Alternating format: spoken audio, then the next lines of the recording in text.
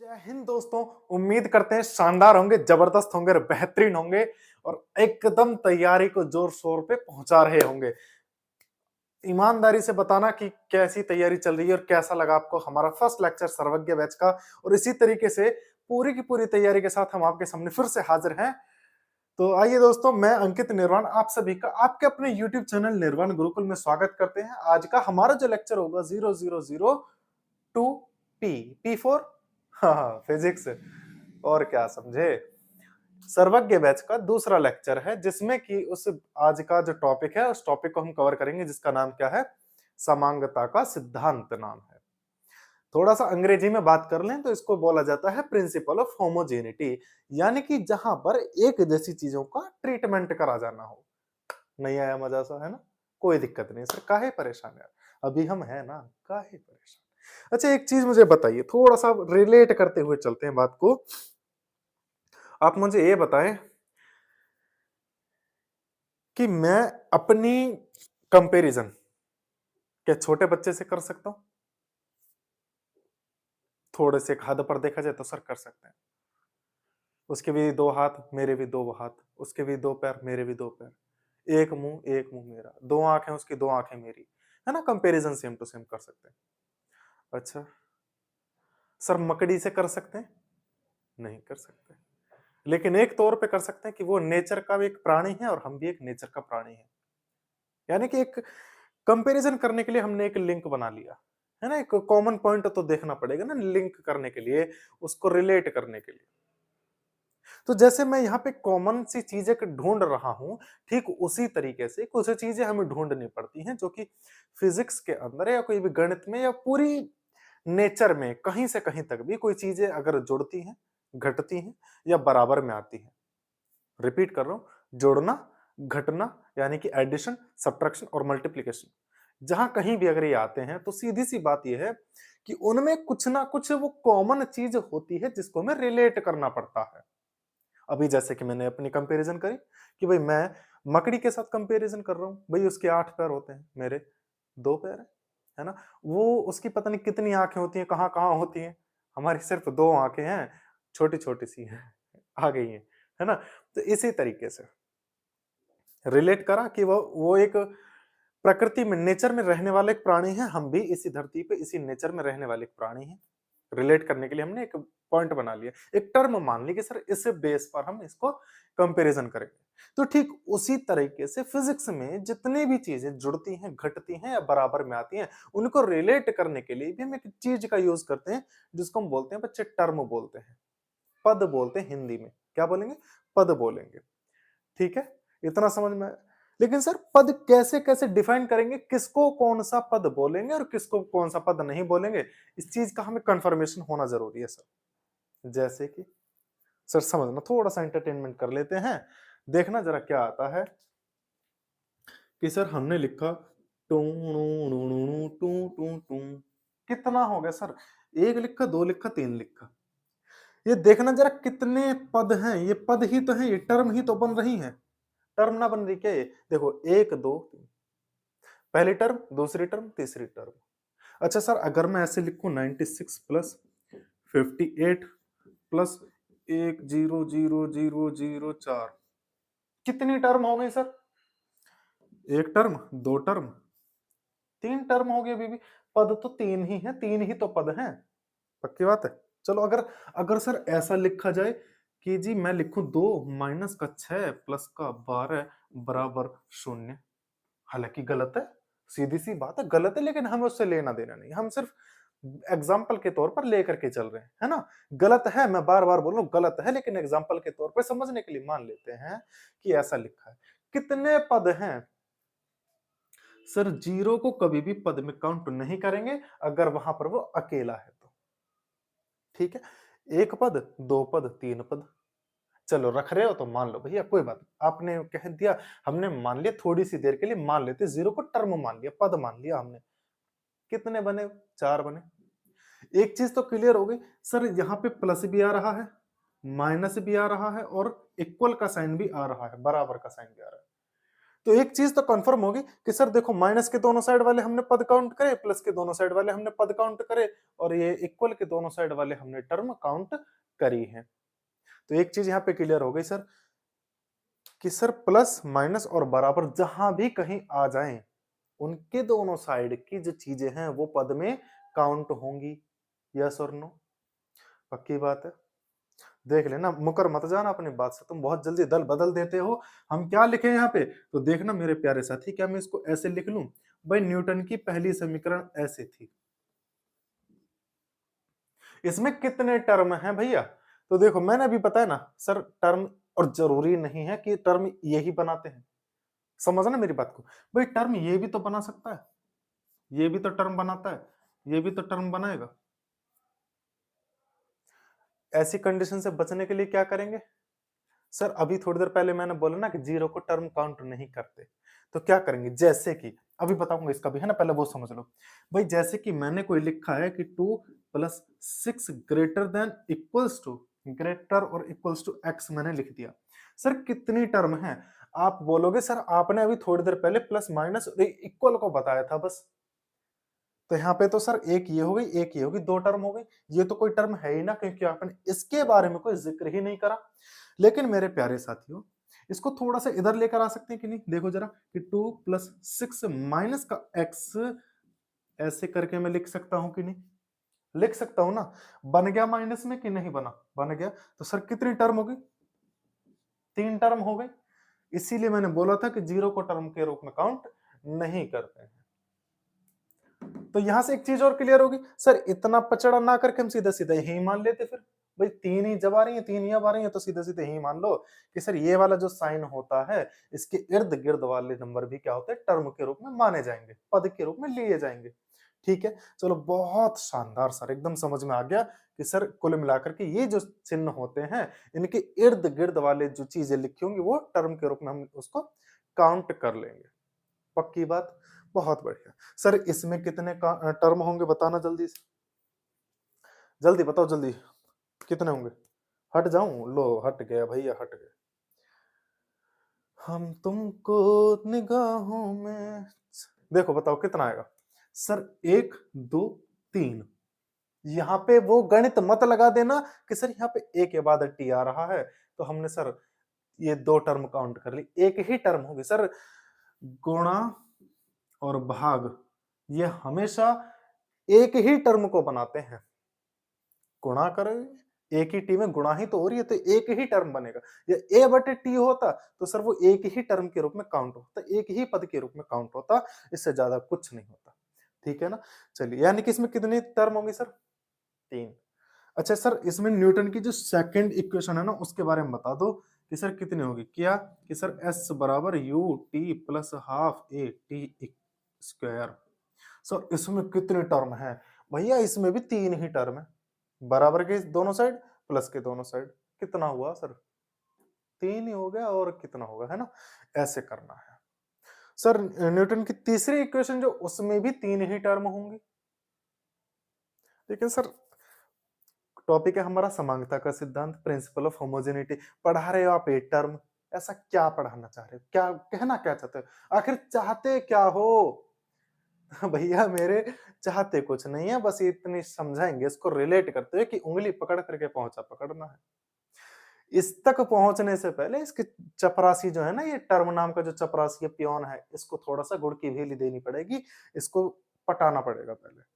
ना मुन्ना, ना ना ना ना, गंदी बात नहीं, देखो मेरा मतलब पटाने का मतलब अपने फेवर में करने का, है ना? वो करना पड़ेगा। कितने हो गए सर इसमें टर्म? 3 टर्म हो गई। इसमें कितनी टर्म हुई सर? 3 टर्म। यानी कि एक चीज कंफर्म होगी कि प्लस माइनस और बराबर कॉमन इन ही वर्ड को हम यूज करेंगे।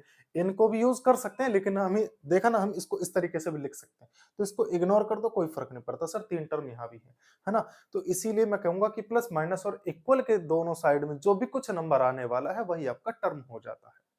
ठीक है, अब एक बात समझो, टर्म क्लियर हुआ कि नहीं? अब यहां से अगला क्वेश्चन एक हमारे पास समझेंगे कि सबसे पहले सर अब डायमेंशंस को समझ लेते हैं थोड़ा सा, कि डायमेंशंस क्या क्या होती हैं और किस किस से रिलेटेड करती हैं, है ना? चलिए, तुम्हें मेरे मंदिर, तुम ही मेरी पूजा, तुम ही देवता हो, तुम ही देवता हो। यार बोर्ड बेकार हो गया बहुत ज्यादा, बोर्ड की सनमाई का बेकार है यार, तमाम बोर्ड गंदा हो गया। देखो कोई दिक्कत नहीं सर, हम फिर से मौज बाहर कर लेंगे हैं। देखिएगा अब हम डायमेंशंस की बात करते हैं सर। एसआई सिस्टम ने, सिस्टमेड इंटरनेशनल यूनिट्स, इसने हमें सिर्फ 7 तरीके की फंडामेंटल यूनिट्स को डिराइव करने के लिए बोला था, या उन्हें बताने के लिए बोला था कि फंडामेंटल 7 तरीके की यूनिट होती है।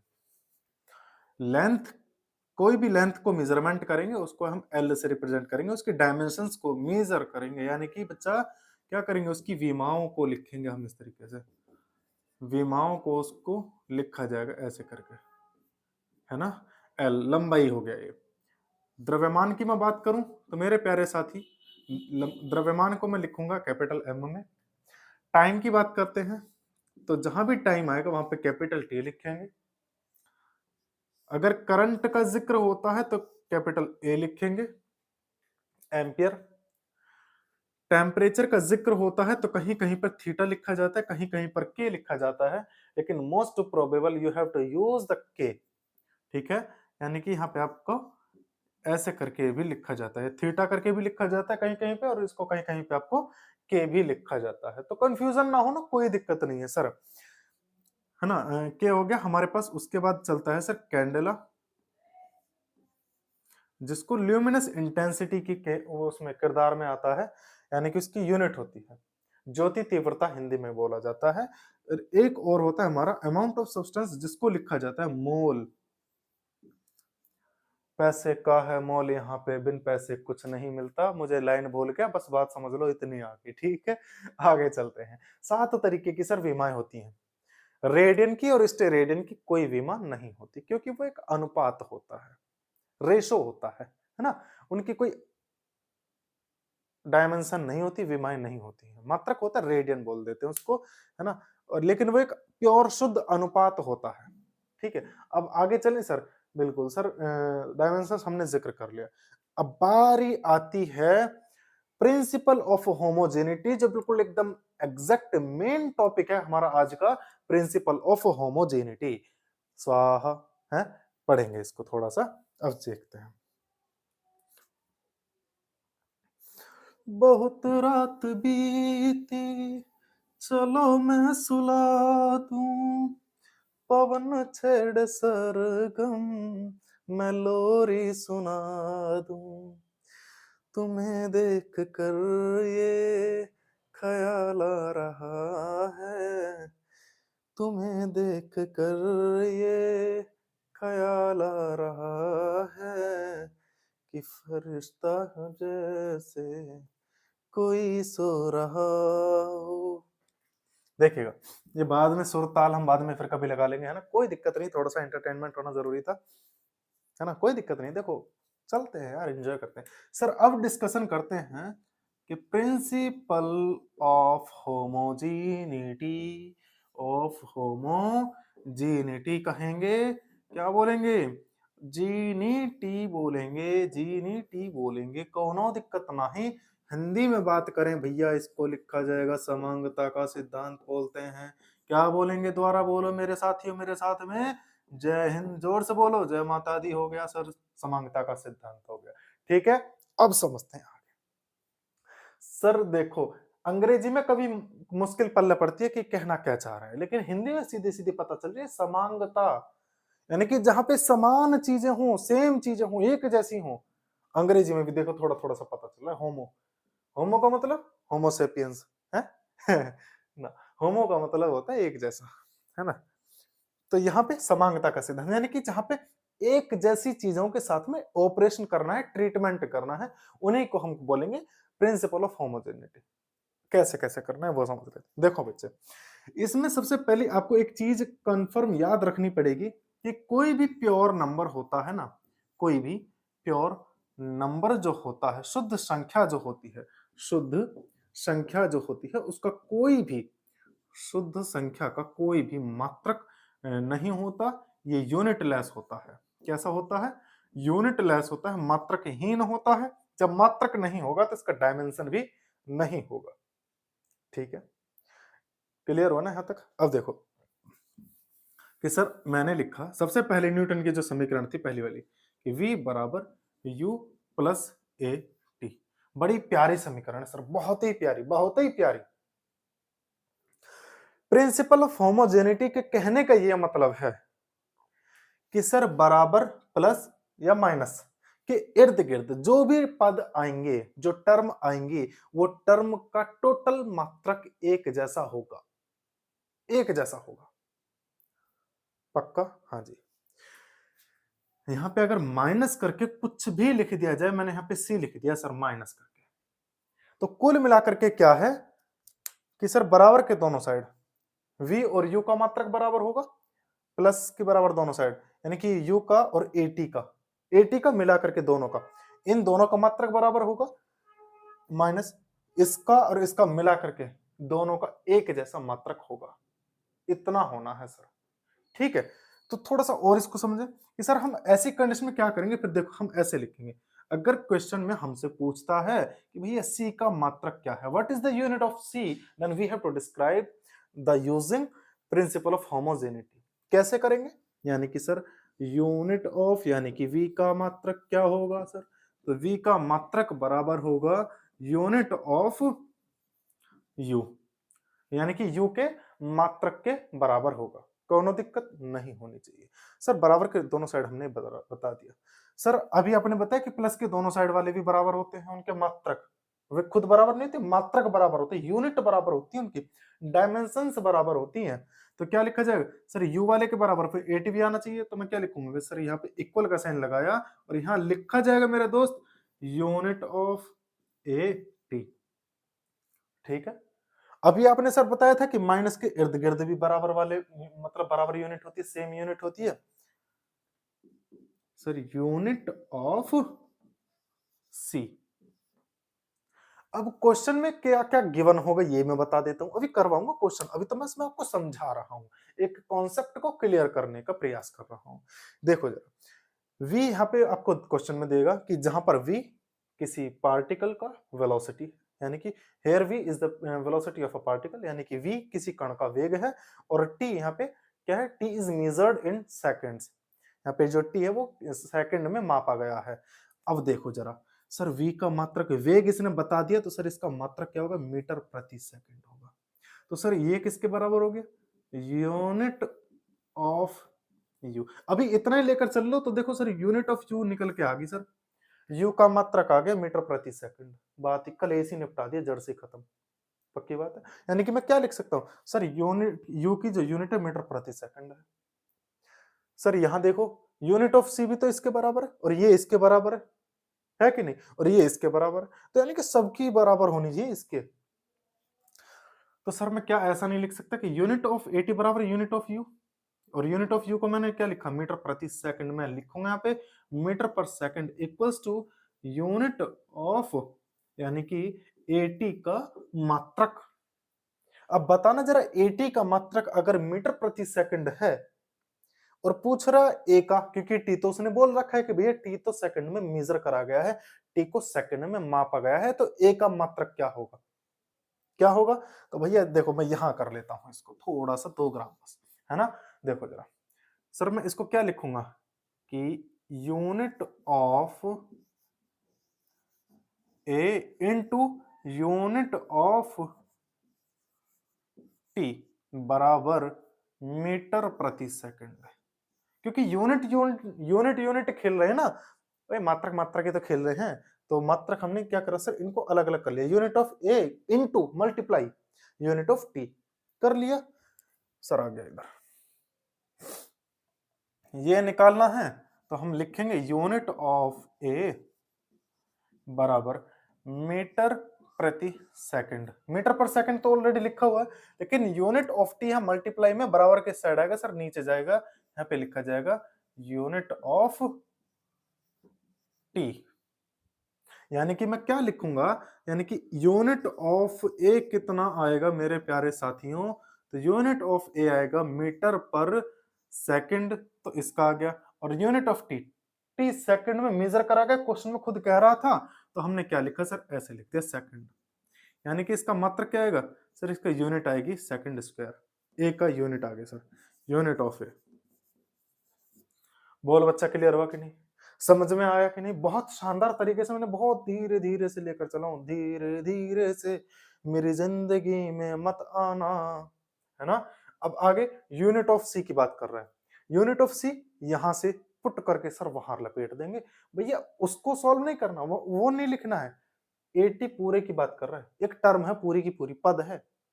80 का मात्रक u के मात्रक के बराबर, u का मात्रक v के बराबर, सीधा सीधा कह लो कि sir unit of 80 equals to unit of v, that means कि सर हम लिखेंगे यहाँ पे भी मीटर पर सेकंड, तो c का मात्रक भी मीटर पर सेकंड आ जाएगा। कल ऐसे निपटा दिया सर आपने, तो यानी कि लिखेंगे क्या sir, unit of c will be equals to metre per second, यानी कि द c का मात्रक होगा मीटर प्रति सेकंड होगा, इसमें कोई दो राय नहीं होगी। समझे हो कि नहीं? क्लियर हुआ इतना? बहुत शानदार तरीके से समझाया दिया सर। ये तो आसान सी थी, इसमें क्या था ऐसा हार्ड सी? बताओ कोई टिपिकल सी एकदम तड़कती भड़कती सी जो धुम्मा ठा दे, देख लो। चलो अगले की हम बात करते हैं। क्या बात करेंगे, क्या बात कर रहे हो सर? सेकंड इक्वेशन हमारे सामने क्या होती है, s equals to U T plus half A T square. बहुत ही बढ़िया बात है सर, बहुत ही बढ़िया, बहुत ही बढ़िया। अभी मैंने एक चीज बताई थी, ध्यान रखना उस चीज को, कि सर कोई भी प्योर नंबर होता है ना, तो उसकी कोई भी यूनिट नहीं होती है। प्योर नंबर की कोई मात्रक नहीं होता। मैं कहूं भैया कि 2, क्या डायमेंशन लिखोगे, क्या मात्रक लिखोगे? कुछ भी नहीं आएगा भैया, क्योंकि पता ही नहीं है ना, 2 मीटर में है, सेकंड में है, एम्पियर में है, काय में है, काय में ना, पता ही ना कुछ, क्या बता देंगे बताओ? है जिसका खुद कोई ठोर ठिकाना नहीं है, उसका पता कैसे बता सकते हैं? देखो, तो यहाँ पे क्या चीज सर, अभी कुछ क्षणों पहले आपने बताया था कि बराबर, प्लस और माइनस हमेशा टर्म अलग अलग करते हैं और हर एक टर्म की यूनिट बराबर होती है। ये किसने कहा? प्रिंसिपल ऑफ होमोजेनिटी ने कहा। प्रिंसिपल ऑफ होमोजेनिटी ये कहती है कि कोई भी चीज जुड़ेगी, घटेगी या बराबर में सिर्फ तभी आ सकती है जब उनकी डायमेंशंस बराबर होंगी, अदरवाइज नहीं आ सकती। भैया तुम किसी खली तक रेखिए, खली की लड़ाई मुझ जैसे किसी गरीब आदमी से करवा दोगे तो भरता ही बनेगा, और वो कोई एक सही तरीके से लड़ाई थोड़ी होगी, है बराबर का वो थोड़ी होगा। समझो बात को, है ना। क्या करेंगे हम? सिंपल वही फंडा सर, यूनिट ऑफ एस बराबर यूनिट ऑफ यूटी। एक टर्म पूरी लेकर के चलनी है, ध्यान रखना इस चीज का। यूटी सर यहाँ पे देखो, प्योर नंबर को नहीं लिखेंगे, प्योर नंबर को नहीं लिखेंगे, क्योंकि प्योर नंबर का कोई भी यूनिट नहीं होती है। प्योर नंबर का, शुद्ध संख्या का कोई मात्रक नहीं होता है। तो हम क्या लिखेंगे sir, unit of A T square, बस सर ऐसे लिखेंगे। सर ऐसे क्या है, वहां पे क्वेश्चन में वो खुद चीख चीख करके कहेगा, खुद चीख चीख करके कहेगा कि सर एस जो है डिस्प्लेसमेंट है, यहां पर विस्थापन है एस, और विस्थापन हम जानते हैं मीटर में होगा, और टाइम के लिए बोलेगा वो कि टाइम क्या है, कि सर वहां पे वो बोलेगा कि टाइम जो है सेकंड में मेजर करा गया है। तो सर सीधी सीधी बात बता दो, सेकंड में मेजर करा गया है टाइम, तो फिर क्या होगा sir, unit of displacement will be equals to metre, यानी कि यूनिट उसकी मीटर आएगी। यूनिट ऑफ यूटी के बराबर आना चाहिए। तो सर सीधी सीधी बात मैं क्या करूंगा, यहाँ पे लिखूंगा यूटी, या इसको थोड़ा सा अलग अलग टुकड़ों में बांट लें, तो अलग अलग टुकड़ों में बांट करके मैं लिखूंगा यूनिट ऑफ टी, यानी कि unit of you into unit of T. ठीक है सर, इसका दे रखा तो इधर भेज दो ना नीचे, क्या आएगा सर, यानी कि हमारे पास बचेगा यूनिट ऑफ यू बराबर एम बटे यूनिट ऑफ टी। और हमें पता है क्वेश्चन में क्या रखा है उसने, कि टी सेकंड में मापा गया है, तो मैं लिख नहीं सकता क्या कि मीटर, और टाइम का जो मात्रक होता है सेकंड, यानी कि मीटर प्रति सेकंड। यानी कि मैंने निकाल लिया कि सर यहाँ पे ये जो यू है ना, इस यू अकेले का मात्रक मीटर प्रति सेकंड है, दोनों को मिला करके सर मीटर आएगा आंख बंद करके, क्योंकि बराबर के साइड में मीटर है तो मीटर ही इसका होगा पूरे का, और इस पूरे का ही मीटर निकल करके आना है। इसके लिए भी क्या करेंगे सर, अब तो हम धुआं उड़ा देंगे, अब तो आपको कराने की भी जरूरत नहीं पड़ेगी, हम इसको खुद भी कर लेंगे। यानी कि मैं क्या लिखूंगा sir, unit of T square. पक्की बात है सर, ये हमें पता है सेकंड स्क्वायर हो जाएगा, नीचे आ जाएगा हमारे पास ए का जो मात्रक आएगा, अभी आपने 2 क्षणों पहले बताया था unit of A will be equals to metre, तो ये वाला हो गया, ये आएगा सर नीचे इसके, हमने लिख दिया कि सेकंड स्क्वायर। बोल बच्चा क्लियर हुआ कि नहीं, समझे गया तुम्हें कि नहीं, क्लियर हुआ? बहुत शानदार सर, बहुत ही शानदार। ये कोकिलाबेन ने कतई धुम्मा उठा दिया है, अरे मैं कोकिलाबेन नहीं हूँ। हाँ हाँ, कभी मुझे कोकिलाबेन समझो भैया, मेरा जेंडर चेंज मत करो, मैं बहुत संतुष्ट हूं और खुश हूं अपने जेंडर से, है देखो, परेशान नहीं है। ये क्लियर हुआ कि नहीं? चलिए सर, एक चीज अभी मैंने आपको बताया ना कि प्योर नंबर का कोई भी यूनिट नहीं होता है, पक्की बात है। अच्छा एक चीज मुझे बताओ, कोई भी ट्रिग्नोमेट्रिक जो एंगल होते हैं, जैसे कि like that sine, cos, tan, cot, है ना, और सेक और कोसेक, इसका मतलब क्या है सर? यहां पे इसके अंदर देखो, साइन के बाद जो भी कुछ लिखा होगा ब्रैकेट के अंदर, कोस के बाद ब्रैकेट के अंदर जो भी कुछ लिखा होगा, यानी कि इन सभी के बाद ब्रैकेट के अंदर जो भी कुछ लिखा होगा उसका कोई मात्रक नहीं होता है, कोई भी मात्रक नहीं होगा, ठीक है।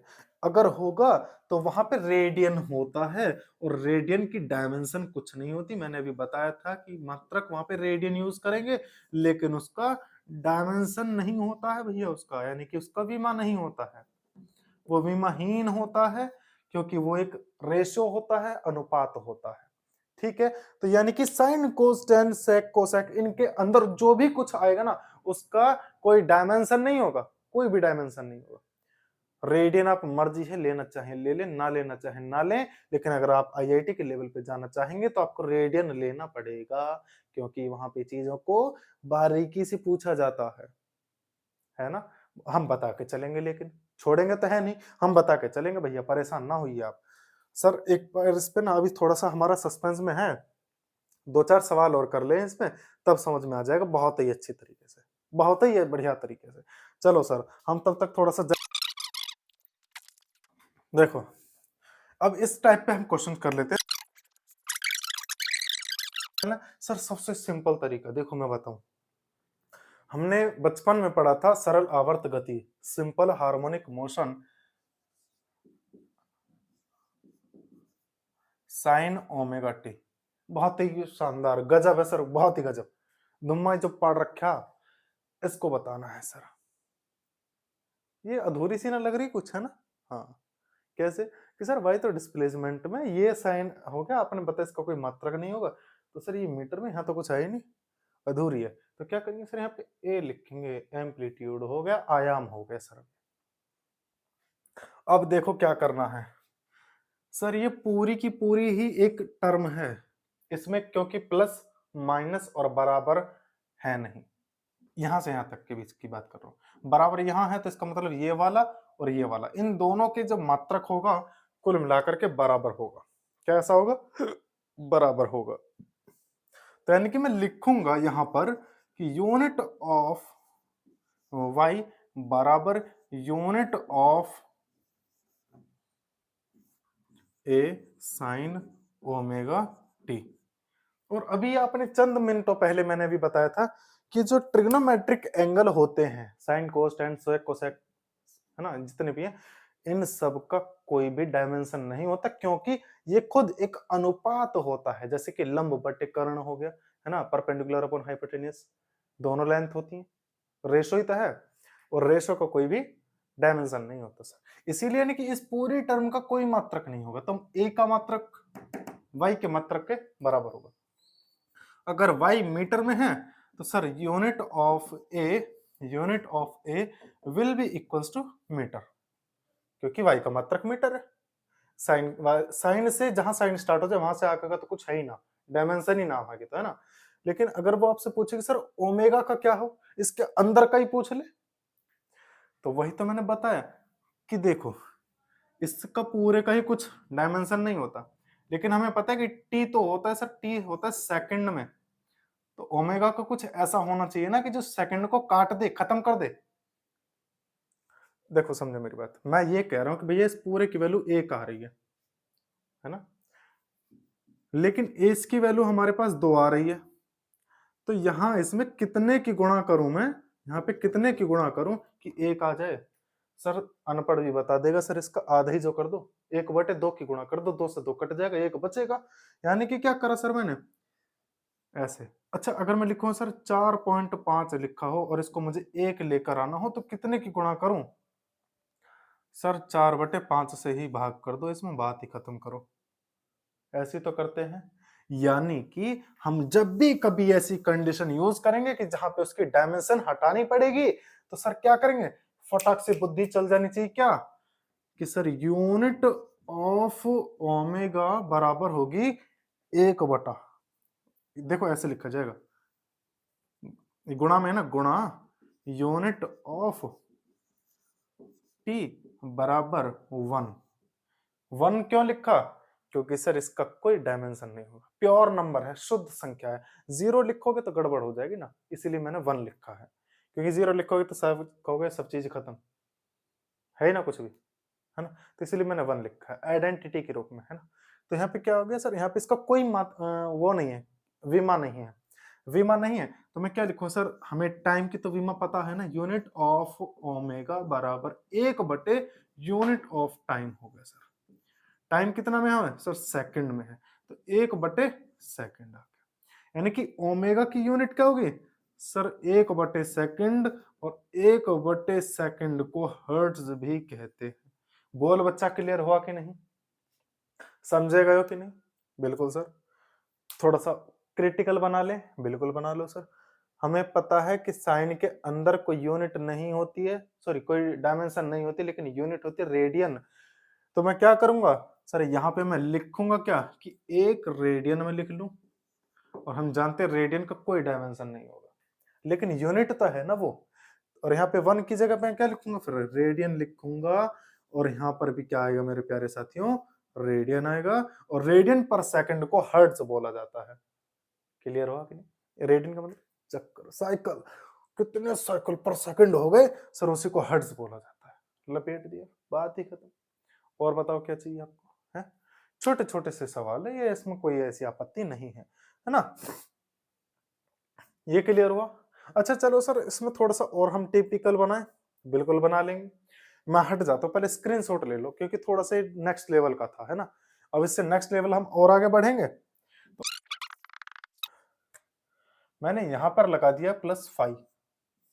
अब बता दो सर, देखो यहां तक तो सीधी सी बात है कि जो y का यूनिट होगा वही a का यूनिट होगा, इसमें तो कोई दो राय नहीं है।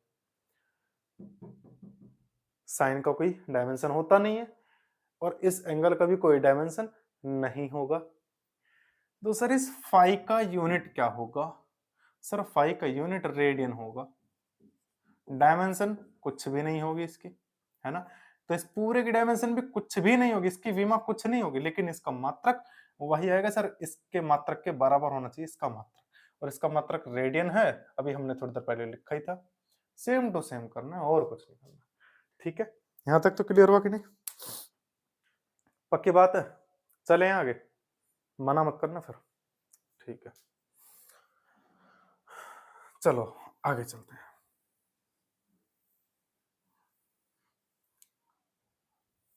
एक बड़ा क्वेश्चन आता है, सबसे ज्यादा क्वेश्चन यूज होता है ये वाला, कि सर p माइनस या +a/v² v माइनस का b बराबर nr। वंडर वाली क्वेश्चन होती है, सबसे ज्यादा यूज होती है, सबसे ज्यादा भयंकर यूज होती है सर। कई जनरल कॉम्पिटिशन्स में भी पूछा गया है क्वेश्चन कि सर इसमें a की और b की यूनिट क्या क्या होती है, कैसे कैसे निकालनी होती है। सर अभी मैंने बताया ना, गुणा में हो या भाग में हो तो वो टर्म पूरा एक ही पद कहलाता है। क्या करेंगे सर, देखो बड़ा सिंपल तरीके से करना है। कैसे? यूनिट ऑफ पी बराबर होगी, क्योंकि मैंने बताया ना कि प्लस के दोनों साइड वाले की मात्रक बराबर होंगे पूरे टर्म के, माइनस के दोनों साइड के बराबर होती है, और बराबर के इस पूरे टर्म का जो यूनिट होगा इस पूरे टर्म की यूनिट के बराबर, पूरे की कंबाइंड करके ऐसे चलता है। यानी कि यूनिट ऑफ पी बराबर होगा unit of A upon V square.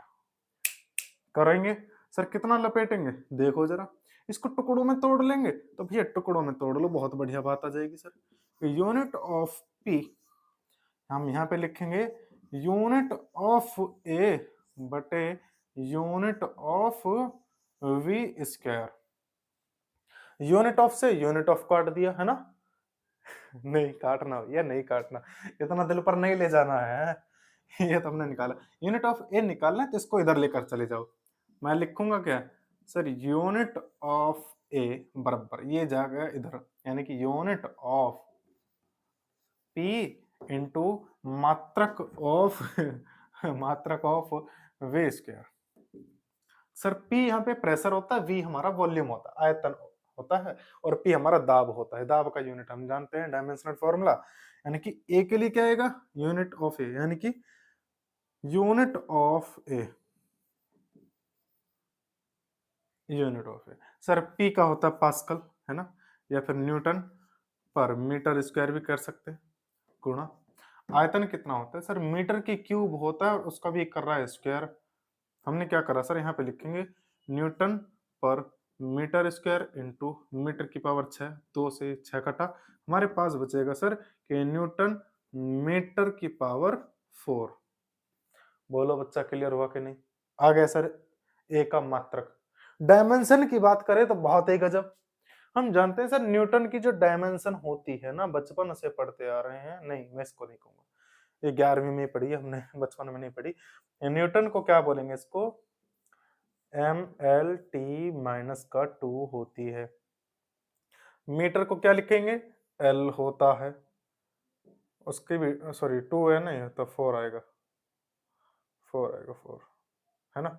अब देखो जरा, कुछ आया समझ में कि सर एल ये रहा, एल ये रहा, क्या मैं इसको ऐसा नहीं लिख पाऊंगा कि M L 5 M L 5 T की पावर माइनस का 2? बात ही खत्म, कल ऐसे निपटा दिया सर जड़ से। समझ में आया यहाँ तक? ऐसे निकाल लें। अच्छा सर बी की निकालनी होती तो बी का भी तो पूछते हैं, वो भी बता दो आप लगे हाथ।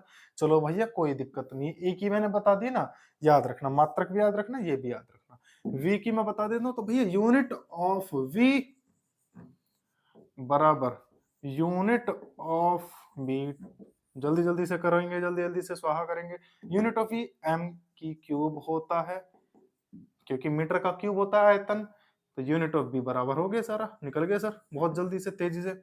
इसका डायमेंशनल निकालना होता तो सर इसका डायमेंशनल निकालने के लिए हम क्या करते? L3 निकल गया जी। बोलो बच्चा समझ में आया कि नहीं, क्लियर हुआ कि नहीं? यानी कि हमने सेकंड लेवल भी पार कर लिया। अब चलते हैं, नहीं सेकंड, हाँ सेकंड लेवल ही था, हाँ। अब चलते सर अपने नेक्स्ट अपर लेवल पे। कौन से लेवल पे? अपर लेवल पे। सर कौन सा? देखो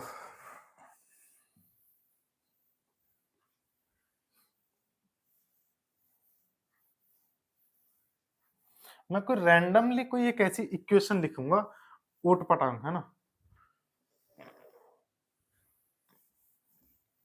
देखना। मैंने लिखा P बराबर अल्फा अपॉन बीटा e की पावर माइनस अल्फा के थीटा, और यहाँ पे लिख लो t, या सॉरी जेड लिख लो, जेड, ऐसे करके। ये e की पावर में है ये सारी चीजें, ये जो ना पूरा का पूरा e की पावर में है, तो e को मैं थोड़ा सा ऐसे लिख देता हूँ, ऐसे करके अल्फा अपॉन बीटा बराबर p। ये क्वेश्चन है आपके सामने। अब कैसे करेंगे? और इसमें आपसे पूछ रहा है कि ज्यादा नहीं पूछ रहा, आपसे कुछ ज्यादा नहीं पूछ रहा, वो आपसे सीधा सीधा पूछ रहा है कि dimensions of beta, dimensions of beta, यानी कि बीटा की विमाएं क्या है, डायमेंशंस ऑफ बीटा क्या होंगी।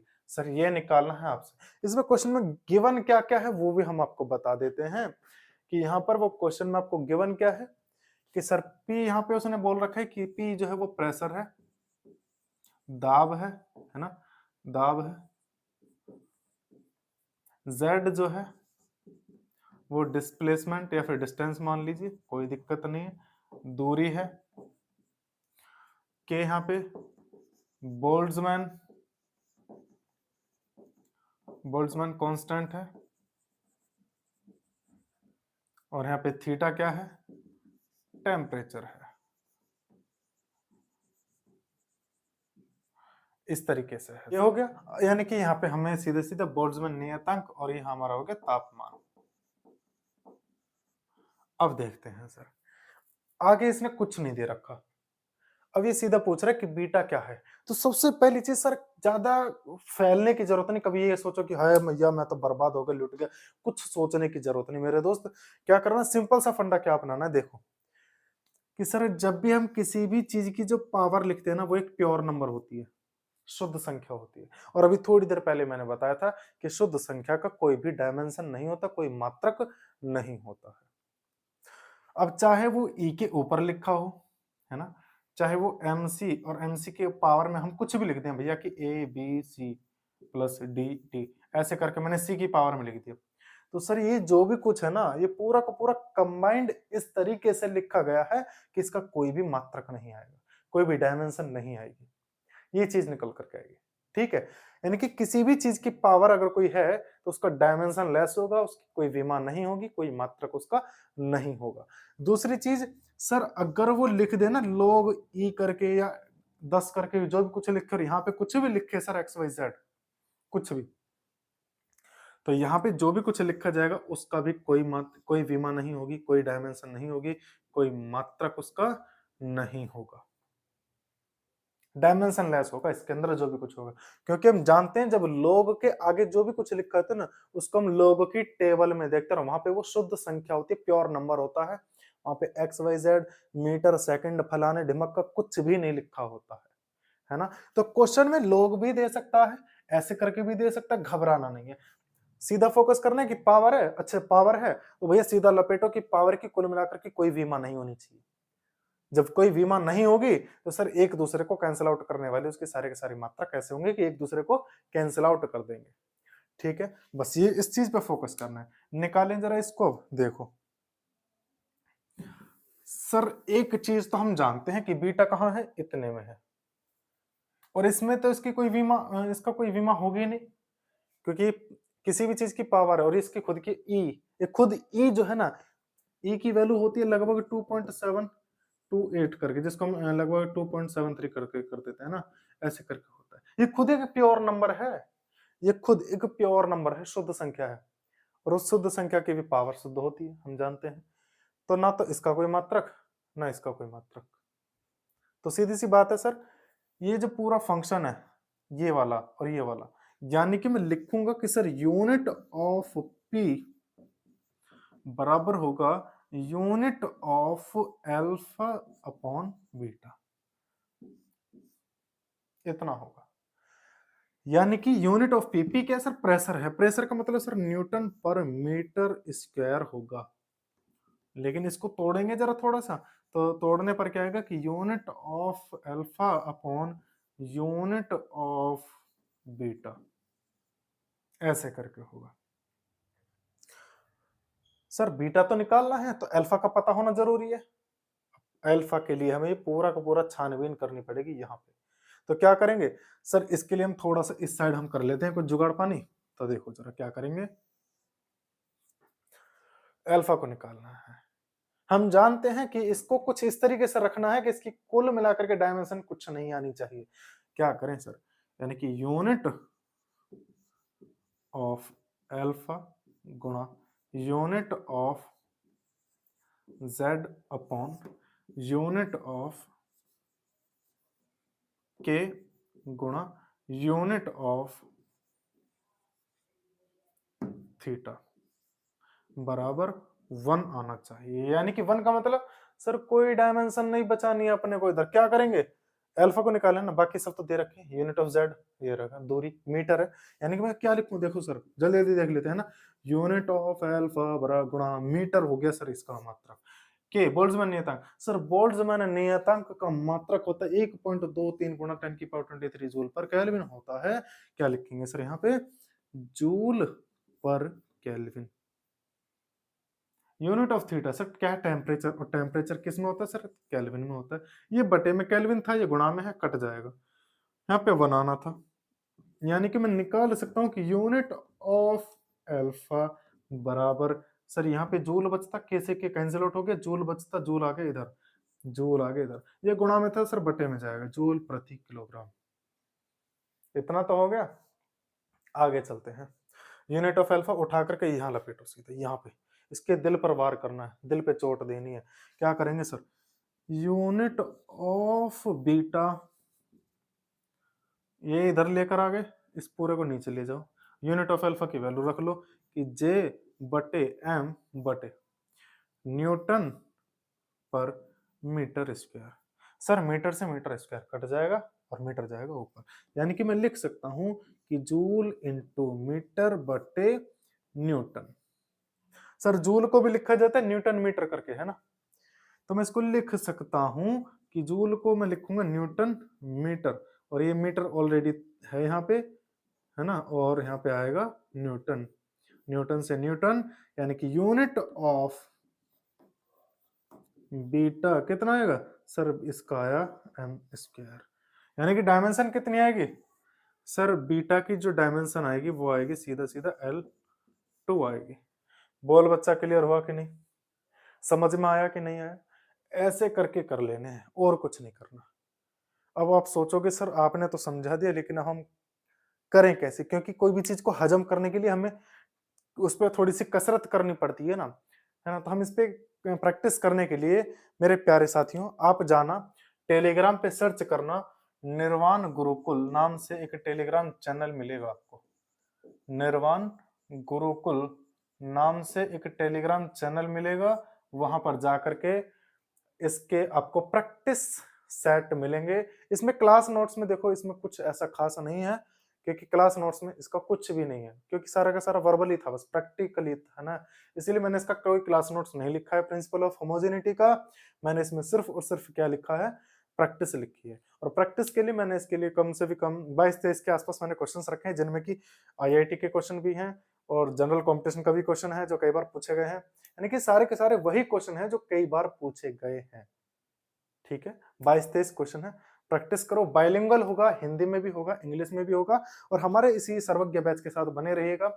आगे आपको बहुत अच्छी अच्छी जानकारी मिलती रहेगी। जुड़ने के लिए धन्यवाद। और जिन मेरे दोस्तों ने, जिन मेरे भाइयों ने अभी तक चैनल सब्सक्राइब नहीं करा, तो प्लीज भाई मेरे रिक्वेस्ट है, करके थोड़ा सा हमें हमारा मनोबल बढ़ाइए और हमें प्यार का एहसास दिलाइए कि हाँ भाई हम आपसे प्यार करते हैं, है ना, आपके प्यार की जरूरत है बस। मिलते हैं फिर कल परसों जब भी आपसे मुलाकात होगी, है ना, तब तक के लिए जय हिंद, जय भारत।